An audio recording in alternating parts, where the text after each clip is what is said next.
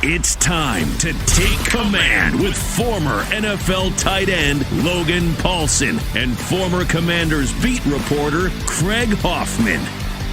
What's up? What's happening? Welcome in. It is the Take Command podcast. It is also the Detroit Football Network podcast. I'm Craig Hoffman, the host of Take Command, our Odyssey Sports podcast on the Commanders, and it's my pleasure to be here with Zach Clark, with the co-host, of course, of the Detroit Football Network podcast. Half the audience, Zach, already knew one half of that. Half the audience knew the other half, but time to talk a little playoff football between Washington and Detroit. Who would have thought, Zach? Who would have thought? I'll tell you what, the Commanders have had one of the most exciting seasons that I can remember, and certainly the Lions season has been exciting, but and I can't believe I'm going to say this, it's gone almost as expected. There's been some hiccups, but we expected the Lions to be a really good football team this year, and they have been.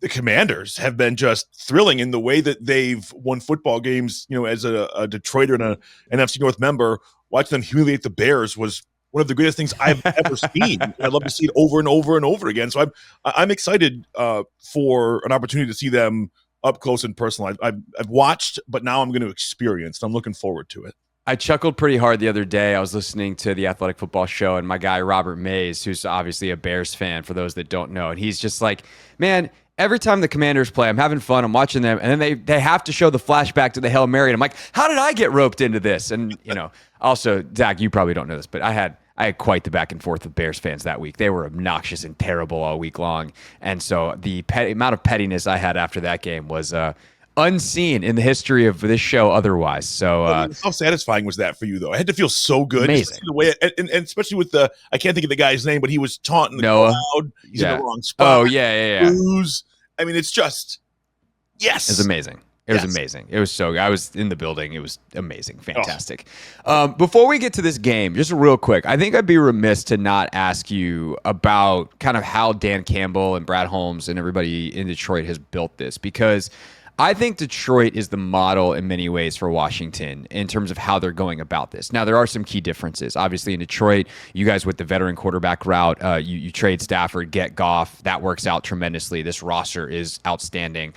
For Washington, they're in year one of what we hope to be an eventual outstanding roster, but a lot of this is quarterback powered because they had the rookie kind of more traditional way to build it from in-house. But in terms of implementing a play style, a culture, a way of going about your business, at what point during the Dan Campbell, Brad Holmes build did you guys kind of go, oh, like a lot of coaches say this stuff, they're about it and it's working? Because obviously it didn't start great, that 3-13 first season, but I think, and then Hard Knocks happens and everyone's all excited. That season starts bad but ends amazing, and they've basically been the best team in football for 2.5 years at this point. So like, what are some of the things that you remember early on in that build latching onto, being like, you know, they may be onto something here? I think one of the first things is that Dan Campbell embraced the environment of the city and the team and its communal feel immediately. He bought in, he realized, and he'd played here before. I think that was something that people don't forget but need to realize. In fact, he was on the 0-16 team. So he knows what this is like. He knows what the depths of despair have been. I do think Hard Knocks was the biggest light bulb moment, even for us in Detroit, because even here, we don't get that kind of access that Hard Knocks gets, right? And so I think that was a big one. And also that felt nice for us. And this is going to sound odd, but, you know, we're in Detroit. Other people were like, oh, that looks nice. And we're like, yes, it is nice. Look at this. I think the most important thing, though, Craig, is, especially with the last regime, we were always trying to be somebody else. We should do what the Patriots do. We should do what somebody else does. Brad and Dan have done what they do. It's their own model that they've created for themselves. I'm not trying to shoehorn something else in. And I think a lot of that credit goes to Sheila Ford Hamp. I don't know what made Mrs. Ford hand it over, but Sheila made some really astute personnel choices, starting with Brad Holmes and Dan Campbell, and it just has paid off. And the other thing with the Lions, I mean, we can go down a laundry list of draft picks that have not worked out very well, but not in the last 3 years. They've almost all worked out spectacularly, and some of them even better than you could think of. And so I just think from the foundation up, watching a consistent build, living in your own environment, being who you are and embracing it the whole time and not wavering. I mean, I know most football coaches say, well, you know, we don't listen to that, or the media says this. You know, the Lions have taken a lot of criticism for some of the things they've done, not in a a super crazy way, but a lot of the aggressiveness, right? Some of the things Dan Campbell said early on gave people the impression that he wasn't very smart. And I think that's a miscalculation on a lot of people's part that has gone away. I can't think of a time when the Lions had coaches in demand. No coach in the Lions history, head coach, has ever coached ever again. Think about that. Wow. No Lions head coach has ever been a head coach ever again. Wow. The head That's coach. insane. And now they're coming after our assistants, which is annoying, but it's also like we've arrived. Right. Those are champagne problems. The other thing that you talk about Dan Campbell's intelligence, I think the thing that comes across in Hard Knocks is there's an emotional intelligence there, the way he connects with people. And that's something that DQ has. And, as we're going through the process of hiring a coach last year, I'm fortunate enough that the co-host of, I apparently on this show, I only talk with very bearded men because Logan Paulson played for Dan in Atlanta. And he's like, Dan is just different. Like the way he's my favorite head coach I ever played for. And like Logan played for Kyle and loves Kyle Shanahan, thinks he's a genius, and who wouldn't? And those two had a great relationship, and as far as I know, still have a good one.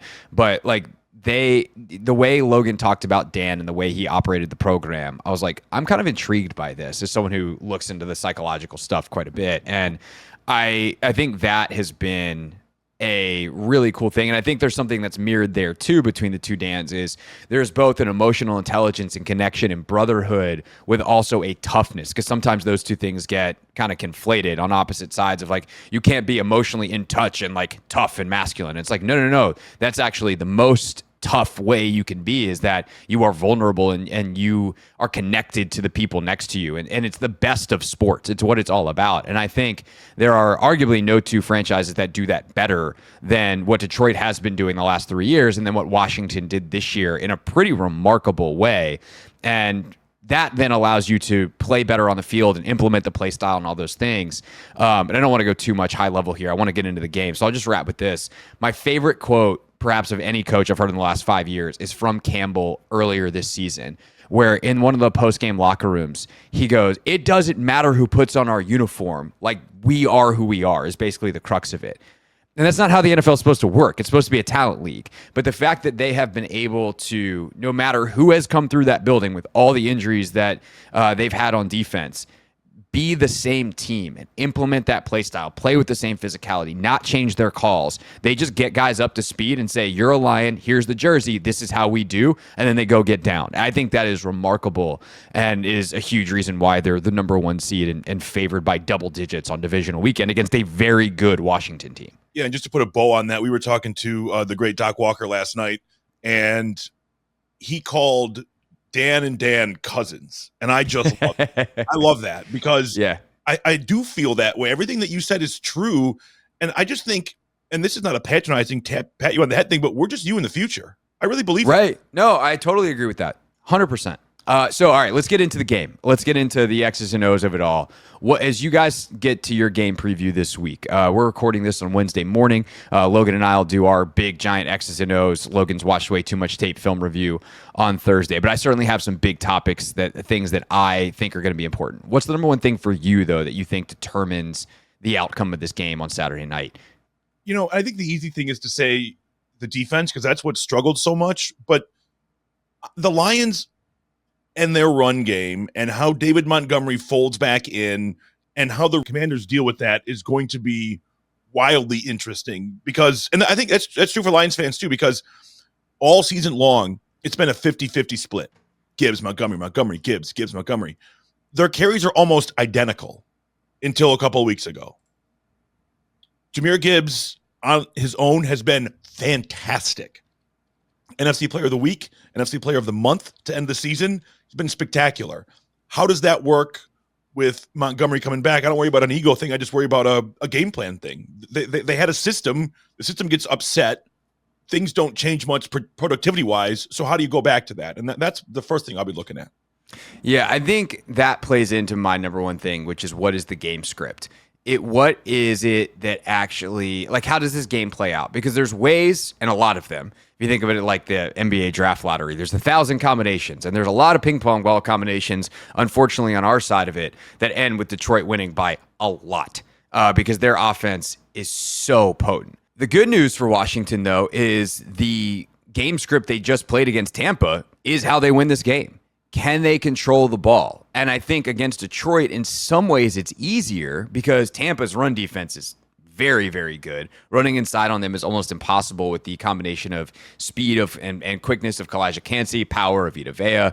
And Detroit, thanks to a lot of injuries, as tough and as physical as they play, you can run on them a little bit. Problem is a lot of teams don't get the opportunity to because their offense is so good that they're up by 1,000,000 points by the second quarter, and then they're goodbye to your running game. So to me, but what you just said of can Detroit control the ball, shorten the game, then Washington's kind of looking to do the same thing. I really do wonder about kind of this game script because I think a lot of people expect 40 to 30 type of game. And I just don't know if there's going to be enough possessions to actually have a 40 to 30 type game. And I see why people would think that. The Lions are at their best when they win the toss and eat up like an 8-minute drive on the ground. It puts the opposition on their heels, especially when you're at home. And then at that point, if you can't be successful immediately, the crowd goes nuts and you're only down 7-0, but you're in it deep. And so I do think that ball control is where this game is won and lost. And you're right. The over-under in that Minnesota game, I was there at week 18. It was like 50 something. And it didn't get past 40 barely. And I think that's going to be a big part of it. Could this be a shootout? Absolutely. You were talking about ping pong balls. I think a good chunk of those ping pong balls landed a shootout, maybe in the second half. But I do think if both teams, whoever controls, and this is, I know, is light work, whoever controls the ball is going to have success. But in this situation, I think it means even more. And my second thing on that, I'm just so excited and curious to see how Jayden Daniels commands this Commanders offense and what that looks like in a playoff situation where he's on the road again. That's the thing. People say, well, young kid, can't trust rookie quarterback. Sure. Are you sure? Because, he looked pretty good last week, and now brimming with confidence. He's not young, though, for a rookie. That's the thing. Like, he's 24 years old. Like, he's very experienced. He played way more games in college than most guys did. And, like, I don't think there's a lot of stuff that transfers, in terms of difficulty level from college to the NFL. But when it comes to communicating and it comes to all these things, like Saturday night in Tuscaloosa or Saturday night in the swamp down in Gainesville, like, that's y'all's crowd is maybe the best in the NFL. Like, Detroit's insane. But I don't know how much more, like, it's a 10 compared to the 10 of Saturday night in Tuscaloosa. Like, he's been in that atmosphere before. And I think that is one of the things that makes him so dangerous is he's got this calmness about him, even in these high-pressure situations. But as soon as the ball is snapped, the calm kind of translates into this, like, electricity. And I'll tell you what, I wish the Lions defense was healthier for 1,000 reasons. But I would love to see him against a full strength Lions defense because I think it would still be impressive. And I'll be very curious to see how the Lions work in their secondary because it's had to have been, it was their weakness early on last season, certainly. And, this year was not their strength because of how good the front was. But then, 3, 4, 5 weeks in, the front dissolves. And, Joseph and Branch have been great. Amik Robertson's played a lot better. So be curious to see how that works out. Yeah, the Amik Robertson thing, what he did to JJ in week 18 was pretty wild. I do think some of that, though, I'll be careful. They've known each other since high school. And there's a chip there, right? Because they're both from Louisiana. One went to LSU, one went to La Tech. They're not the same, right? And so I think there was a personal element to it. But you said something a lot earlier. Everything's personal for these guys. I think that's true across the board in the NFL, but that emotional buy-in that they have with each other, everything is a slight. Everything is disrespectful. And they look what they did to the Cowboys. How many times did the offensive lineman throw a pass in that game? 3 times? Yeah. This is what happened the year before that. They remembered. Right. Yeah, no, I think that's interesting because, talk about personal slights, like what Amon-Ra St. Brown has said about De'Ami Brown, and I get it from Amon-Ra's perspective, and he's been the far better player, but De'Ami all of a sudden, like he's having the best year of his career. Arguably, he just had the best game of his career. So there's a lot of, Terry McLaurin is always feeling slighted when he gets out on the field. He's like, watch me, I'm a 3rd round pick, and people don't think I'm that good because my quarterbacks have been a circus, carousel of nothingness until this year. Now look at me go. So I think there's a lot of that. And because of the way the Lions play schematically. They play a ton of man-to-man. Like, there's opportunities for those guys to make plays. When teams get the Lions defensively, like the offenses that have had good games against Detroit, even though often Detroit's offense has been able to just raise the bar to a level that they can't get to. What are some of the ways they get got? Is it miscommunication in some of that man coverage? Is it big gashes in the run game? Like, what is Washington going to be trying to take advantage of for Detroit? I do think there is, and we'll see how he responds. Terrion Arnold is a lot of fun. He's going to be a very good player, but he gets got quite a bit. And some of that is he'll get burned, or instead of getting burned, he'll commit a penalty. And so he gets picked on quite a bit. But to me, the most frustrating thing has been, and last year it was much worse, the Lions at times, when they're off their game, struggle on third and medium-ish in situations where you should be able to put people away. The drives are allowed to prolong themselves. It doesn't happen a ton, but when you ask when they get got, it is things like that. And there's been a lot of miscommunication, at least there was for a period when Alex Anzalone was out. But now that he's back quarterbacking the defense again, if you look at week 18, the coverage was better. And I think that's because he was out there sending signals. And that's no disrespect to what they've been doing when he was out. But his presence, Jack Hamill's been fantastic. He was wearing the green dot. But Alex Anzalone back last week showed up more than just in what he did. It's what others are able to do around him. He frees up Branch a little bit. So I think, that's something that's been buttoned up. But still, the Lions are vulnerable defensively. It's just... It's their weakness, and it was not their strength going in, but certainly now, I mean, goodness.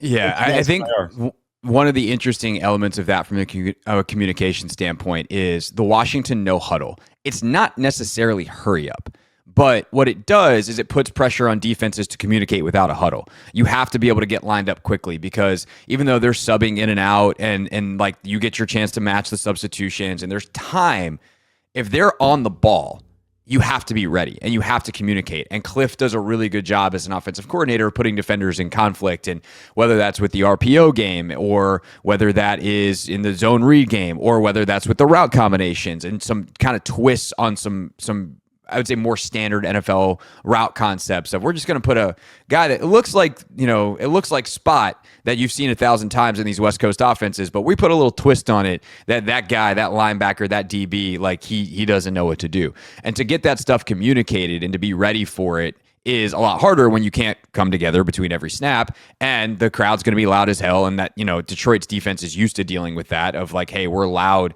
or our crowd is loud and behind us, but like we have to communicate through it. So I think that's a huge element. Last thing I want to ask you before we flip sides of the ball, and obviously if you have any questions back, fire away. But like, how have they handled quarterbacks who scramble / mobile quarterbacks? Because Jayden is arguably outside of, like, he and Lamar are in a class on their own. They are 850-yard rushing quarterbacks.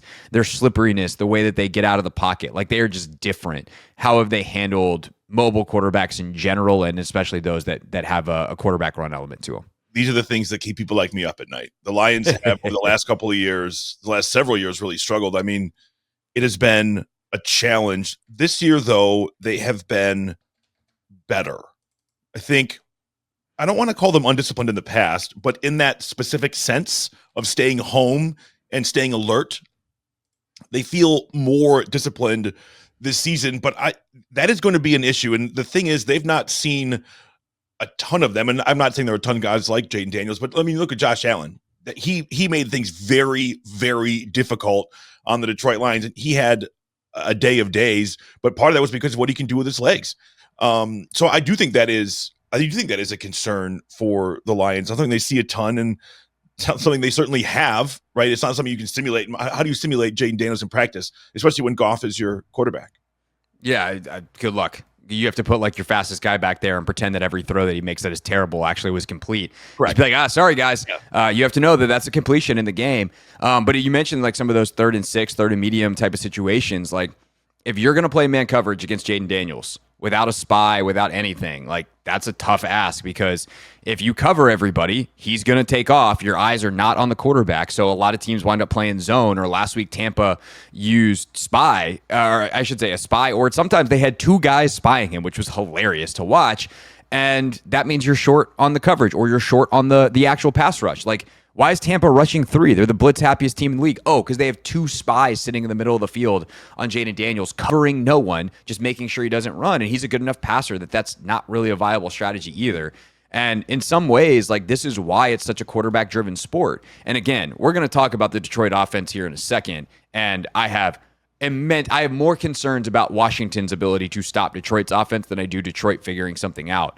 But there is only, for a guy like Daniels who is good at everything, there's only so much you can do. You kind of have to hope he has a mediocre or bad day. And he hasn't had a lot of bad days. So now what that ultimately means in the red zone, and can you at least make that into field goals versus touchdowns? Like, there's, can you limit the explosive plays? Like, if I'm Aaron Glenn this week, that's the kind of stuff that I'm talking about, is like, hey, we're going to be aggressive. We're going to be us. But like, Joseph, Branch, like, if you're deep, like, you better stay deep and you better fade 17 side of it. Like, you better be over on McLaurin's side because they're going to take their shots. Like, Kirby Joseph, go get you a pick. Just bait him into it, make him think he's all alone, like, then get over the top and go catch it. Like, those are the kinds of things that you're going to have to do to stop this Washington offense, just because that's what you have to do to stop this Washington offense that's been one of the best this year, although not the best, because that's the Detroit side of it. Yes, and I will say the Lions, they love to play man. So yep. It's going to be interesting. Before we flip, just let me ask you, though, because I've been thinking about this. There's been so much positive with Jayden Daniels. What does concern you? I mean, he's gone on the road. They've won close game after close game after close game. I mean, he's been the engine that makes this thing go, and it's just a ton of fun. So the man coverage thing is a huge double-edged sword for me, because while Washington structurally does a lot of really smart stuff, and that opens up the quarterback run game because you don't have eyes on the quarterback, they don't have a lot of receiving talent. Like, they have a bunch of guys, like Olamide Zaccheaus is a fantastic zone receiver. He will sit down in the right spot and he will reliably catch the ball. And if you give him a little bit of space, like, he's good after the catch. He'll run through people. Is Olamide Zaccheaus going to beat a guy consistently one-on-one in man coverage? Probably not. Is De'Ami Brown going to beat someone consistently? Well, Terry, hell yeah. Like, Terry's awesome. Zach Ertz, Logan has a phrase, he's just a master of the dark arts of route running. Like, he just knows how to get open. Yeah. So there's going to be those types of situations where, can you get Ertz on someone who's like an Anzalone as opposed to a Brian Branch, like a bigger, physical, more dexterous defender? So there's definitely some matchups that I think are interesting to watch. But my concern is that Jayden is stuck back there staring at a bunch of bad matchups, and he has to run around a lot, and Detroit has a plan for that, and they do a good job of containing him. It's easier said than done, and it's probably not going to go perfect. He'll have some scrambles. And then the other thing is, like, their running game has been trash their running back design running game has been trash basically since the Tennessee game, where they ran for 250 yards. And that was an anomaly because it was bad the 3 weeks before that. So can you, without the support of a run game, if it doesn't get going, put it all on Jayden again? History says, yeah, he's figured it out a ton, but like, that is a lot on any quarterback, especially when the bar is so high. Like, we're talking probably needing to score 30 plus. It's just a big ask. And, can you do it without turning the ball over? All that kind of stuff. I think the high wire act is just very high. He's walked it. There are 3 games in NFL history where a team has had 0 punts and 0 turnovers behind a rookie quarterback, and they're all 3 Jayden Daniels games this season, I think, is the stat. So, yeah, it's just a very high wire act to have to actually pull off. Well, and just to close it out, you look at Week 18, the Lions gave up a lot of red zone opportunity. Now, the Vikings didn't capitalize on that, so that's something else too. Where that's a great pull. If he gets that kind of opportunity, they're going to move the ball between the 20s. They move the ball between the 20s on everyone. The question is, can they? And then the kicking game has been a very up and down nightmare this year for Washington, and Gonzalez doinks them into the divisional round, as Mike Tirico aptly said on the broadcast. But like, I don't want to kick a ton of field goals. And then the other thing is, like, we'll talk about this with the Lions as well. Like, this is a team that goes for it on 4th down a ton. They're the best 4th down team in the NFL in 25 years. Can they do that against Detroit? How much Detroit's going to spend a ton of time on their 4th down, defense this week, I'm sure, in film study and all that kind of stuff. They've had 2 weeks to prepare. So, like, how does that stuff, a lot of the situational football where Washington's been excellent all year, play against a team that also is very good at situational football? So, on the offensive side of it, for Detroit, the run game scares the bejesus out of me with what Washington has been this year. They at times have really battened down the hatches. Like, they're second half against Saquon Barkley was about as good as anyone played Saquon Barkley all year. They also gave up 100+ yards on 7 carries, including a 68-yard touchdown on the first 7 carries of that game. They've had stretches of good and bad within the same game. I think the run game for Detroit is enormous, because if it does get into a drop back game, like obviously the risk goes up for the Lions. They're very good at that, but I just think the Detroit run game is probably going to be the dominant force here. Is that kind of what the conversation is up there this week? Yeah, I think it starts with the ability to run the ball, and that's what sets up the play action that's so nice for the Detroit Lions and Jared Goff, that works so well. Yeah, and I mentioned it earlier, Jahmyr Gibbs was fantastic the last couple of weeks on his own. The thing that makes the Lions so much fun, not only is I think, when I was younger, I think about Lendale White and Reggie Bush, right? They were thunder and lightning. People like to use like the Sonic and Knuckles. I'm still not sure that's exactly fair. I don't know who Knuckles is. I don't know who Sonic is, because I don't think they're as different as people think they are. I think Gibbs, the last couple of weeks, has shown he can create, he can run up the middle. He doesn't have to just be pressed outside and then speed to the corner. But what I love about them is they seem equally happy for each other as they are for themselves. And so there's never an issue with split. It doesn't matter who gets what. And the Lions, again, have been very balanced. But, if you can set up the run consistently and then sit back and hit a home run to Jameson Williams twice, right? I mean, it's tough to beat. And that's one of the things that makes him so much fun is, he only has to touch the ball a couple times and he changes the game completely. The Commanders have actually been pretty good about limiting explosive plays this year. They haven't been great, and they've definitely given up some penalties, and they've definitely given up some. But I think as the year went on, they got better and better at it. Are the Lions a team that will be, A, patient enough, and B, just, I guess, execute cleanly enough to maintain drives? Or will they commit a holding penalty? Will Goff throw a couple wayward passes? Like, do they have the ruthless efficiency to be able to operate that way? My guess is very much yes, but this is also a team that has been as explosive as anybody, so I don't know how often they've actually had to do it. It's a great question. And look, I love Jared Goff. I think he's the perfect fit for this team right now, and I don't think anybody would have said that 3 years ago than maybe himself. But at times, you wonder where he goes. I mean, I'll go back to the Houston game, and they won this game, but right, 5 picks. Now, before that and in between that, not a whole lot. But if you look back to last week, or 2 weeks ago now, I guess, he wasn't very clean against Minnesota either. And some of those opportunities, put them right into the red zone, and they failed to capitalize. So I do think, for the most part, Detroit is ruthless enough to be able to maintain the drive. And some of it is their willingness to go for it on 4th down. That crowd, there was a critical penalty on Minnesota in the red zone on 4th and 1 in the 4th quarter. Gave the Lions a 1st down. And at that point, it was going to be very difficult for Minnesota to come back. And of course, they didn't. And then, of course, the other thing that they have is that you don't know what they're going to do to you. Who's going to throw a pass today? Who's going to catch a pass today? Those trick plays, as fun as they are lethal when they work. I know that, again, trick plays are, but I don't know how many trick plays the Lions have. It seems infinite, because at times they'll pull them out against the Bears. And you think, why would you do that? And the answer was, well, that play was designed for the Bears. It wasn't for anybody else. So who knows what you'll get? And so I think those things combined, the efficiency of the run game, the willingness to go for it on 4th down, the craftiness.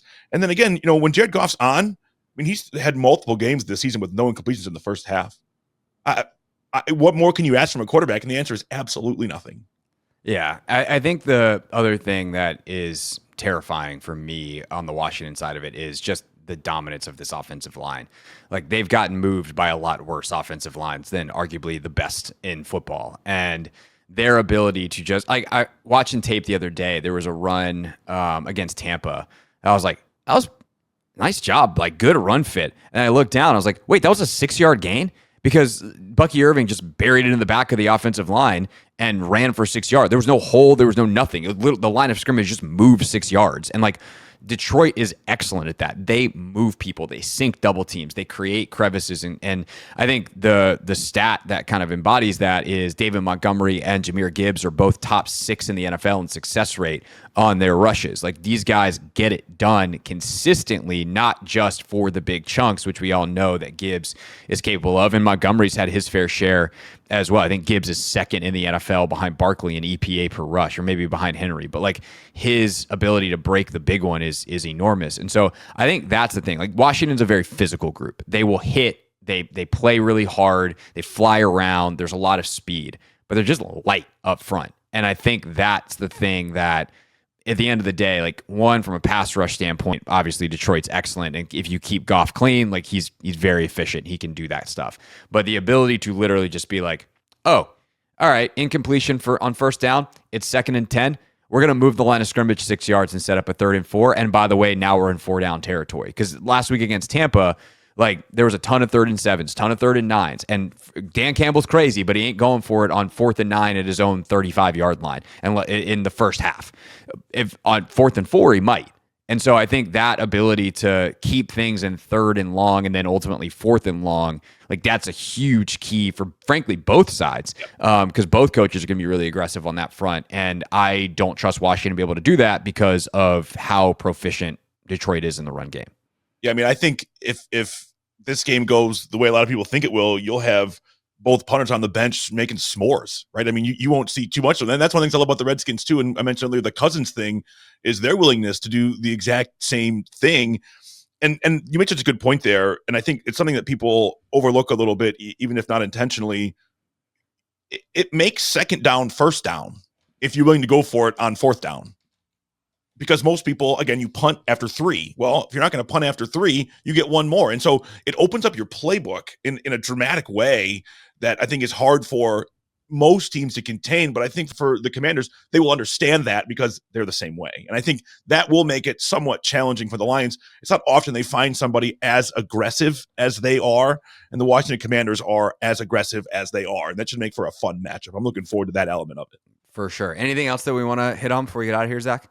I don't think so. I mean, did you want to, I mean, you mentioned special teams. I don't think there's anything too crazy right there. No, I think just one interesting note on the Washington side of it, like Austin Eckler just got named All-Pro 2nd-team kick returner. He's not returning kicks right now. He got hurt. His really bad concussion happened on a kick return. And Luke McCaffrey did a good job in his stead. They just stuck with Luke McCaffrey. Crowder did have a good punt return last week. So, he's definitely a dangerous guy. Detroit's had some big special teams plays. I think the tone setting on special teams is the big thing. Like, they're going to hit the absolute mess out of each other. And if you don't like violent collisions, then don't watch punt coverage. Don't watch kick coverage in this game because there's going to be some dudes flying around. All right.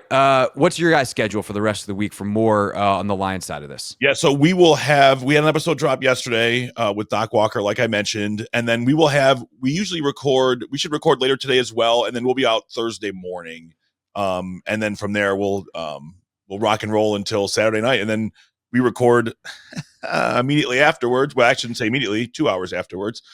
So look for the podcast at 4 a.m. on Sunday. Yeah, we do an instant reaction show as well. I won't be at this game, which will make that a little bit easier for me. I can just go live right after the final whistle. Logan and I will have our film preview, our film-inspired preview of the show. So if you're listening on the Detroit side of this and you want a guy who played 10 years in the NFL, watched a bunch of tape and said, this is what I think is important to the game, check out our Take Command preview on our side of it. That'll be out Thursday midday after we record it. And then I'll be live with my colleague at the Team 980, Kevin Sheehan. He's going to be our guest co-host this week for the Instant Reaction Show Saturday night, sometime around 11-ish Eastern, right after the final whistle. Zach, this was great, dude. Appreciate you doing this. Oh, Craig, thanks so much, man. It's been an absolute blast, and I'm looking forward to a lot of fun on Saturday night. Everyone, wherever you are watching or listening right now, whether it is the Detroit Football Network or Take Command, go ahead and hit that subscribe button, and we'll see you next time in our respective feeds. Thanks for listening to this production of Odyssey Sports. Thanks for watching this clip of Take Command, which has a brand new home. That's right. You can watch on YouTube at the Team 980. You can also listen to full episodes in the free Odyssey app, which is now enabled with Apple CarPlay. So we'll just, follow you around.